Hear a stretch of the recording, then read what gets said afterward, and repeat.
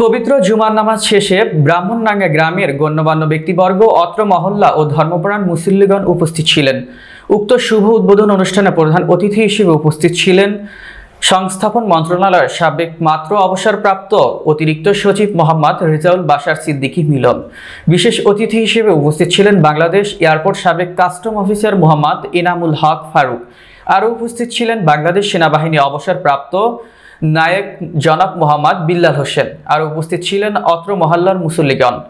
উক্ত মসজিদ শুভ উদ্বোধনী আয়োজনে ইমাম সাহেবের মোনাজাত করে এবং সকল মুসল্লিদের মিষ্টি বিতরণ করেন। শুভ উদ্বোধনের প্রধান অতিথি হিসেবে তিনি বলেন, অত্র ব্রাহ্মণডাঙ্গার সকল মুসল্লিগণ ধর্মীয় কাজে সহযোগিতা করতে হবে। সকলে মিলেমিশে ও মহল্লাবাসী উক্ত মসজিদের সার্বিক সহযোগিতা কামনা করেন। উক্ত মসজিদে ইমাম সাহেব কোরআন ও হাদিসের আলোচনা ও মোনাজাতের মধ্যে দিয়ে উদ্বোধনী কাজ সমাপ্তি ঘোষণা করেন।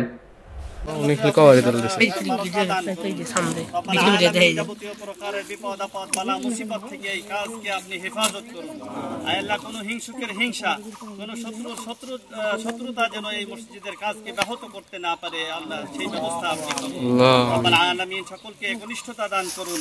সকলে যেন কেবলমাত্র আপনার সন্তুষ্টির জন্য এই মসজিদের কাজে সম্পৃক্ত থাকতে পারে, সেই তৌফিক দান করুন। রব্বুল আলামিন দ্রুততম সময়ে মসজিদের কাজকে আপনি পরিপূর্ণ করার তৌফিক দান করুন।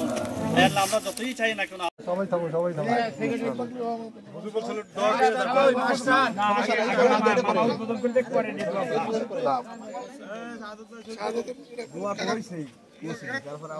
আবার করবার